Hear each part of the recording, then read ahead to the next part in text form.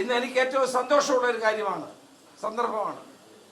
ബഹുമാനപ്പെട്ട ഹൈക്കോടതി നമ്മളെ പോലുള്ള പൊതുപ്രവർത്തകന്മാർ പ്രകടിപ്പിച്ച വികാരം കൂടി കണക്കിലെടുത്തുകൊണ്ടാകാം കൽസയുടെ അപേക്ഷയിൽ പരാതിയിൽ ഇന്ന് ഒരു സ്പെഷ്യൽ ബെഞ്ച് രൂപീകരിക്കാൻ ബഹുമാനപ്പെട്ട ഹൈക്കോടതി തീരുമാനിച്ചു. ഞാൻ അതിനെ സർവാത്മന സ്വാഗതം ചെയ്യുകയാണ്. കോടതികളിൽ നടക്കുന്ന അതിഭീകരമായ, കോടതികളിൽ നടക്കുന്ന മനുഷ്യത്വരഹിതമായ റാഗിങ്ങുകൾ അവസാനിപ്പിക്കാൻ ഈ സ്പെഷ്യൽ ബെഞ്ചിന്റെ വിധി സഹായിക്കുമെന്ന് ഞാൻ കരുതുകയാണ്.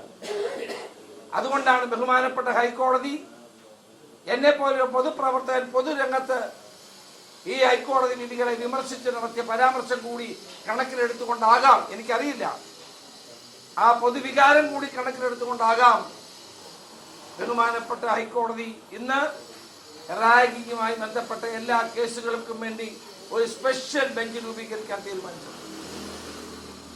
എനിക്ക് കിട്ടിയ ഇൻഫർമേഷൻ അനുസരിച്ച് ഒരു വനിതാ ജഡ്ജി കൂടി അതിൽ ഉണ്ടാകുമെന്നാണ് എനിക്ക് അറിയാൻ കഴിയുന്നത്.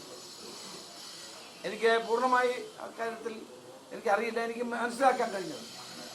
ഏതായാലും ബഹുമാനപ്പെട്ട ഹൈക്കോടതിയുടെ ഈ തീരുമാനം കേരളത്തിൽ റാഗിങ് എന്നേക്കുമായി അവസാനിപ്പിക്കാൻ സഹായിക്കുമെന്ന് ഞാൻ കരുതുകയാണ്. സിദ്ധാർത്ഥന്റെ മാതാപിതാക്കൾക്ക് നീതി കിട്ടും എന്ന് ഞാൻ കരുതുകയാണ്.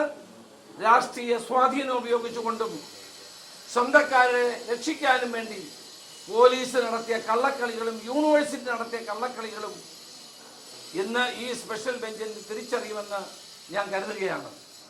മാത്രമല്ല, ഇന്ന് വേറൊരു കാര്യം കൂടി അറിയുന്നു. കുറേ വിദ്യാർത്ഥികളെ വീണ്ടും തിരിച്ചെടുക്കാൻ തീരുമാനിച്ചു. ഇതെന്ത് ന്യായമാണിത്? ഒരു പാവപ്പെട്ട വിദ്യാർത്ഥിയെ തല്ലിക്കൊന്നിട്ട്, റാഗി ചെയ്ത് തല്ലിക്കൊന്നിട്ട് അതിന് ഉത്തരവാദികളായ ആളുകളെ മുഴുവൻ തിരിച്ചെടുക്കുകയാണ്.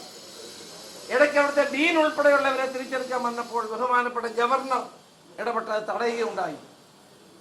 അപ്പോൾ സിദ്ധാർത്ഥന്റെ കൊലക്കേസിലെ പ്രതികളായിട്ടുള്ളവർ എത്ര രാഷ്ട്രീയ സ്വാധീനമുള്ളവരാണ്. അവരെന്ത് സ്വാധീനവും പ്രയോഗിക്കുകയല്ലേ ഒരു പാവപ്പെട്ട കുട്ടിയെ ആത്മഹത്യയിലേക്കോ അല്ലെങ്കിൽ കൊലപാതകത്തിലേക്കോ എത്തിച്ചിട്ട് അതിൽ പ്രതികളായവരെ സംരക്ഷിക്കാൻ പോലീസുണ്ട്, യൂണിവേഴ്സിറ്റി ഉണ്ട്, ഭരണകൂടമുണ്ട് എന്ന നില വരുന്ന എത്ര അപമാനകരമായ, ഞെട്ടിപ്പിക്കുന്ന കാര്യമാണ്. ഏതായാലും ഹൈക്കോടതി ഇങ്ങനെ വിധി സ്വീകരിച്ച് ഞാൻ ഹൈക്കോടതി ചീഫ് ജസ്റ്റിസിനെയും ബന്ധപ്പെട്ട ഹൈക്കോടതിയെയും ഞാൻ മുക്തകണ്ഠം പ്രശംസിക്കാൻ ഈ അവസരം വിനിയോഗിക്കുകയാണ്.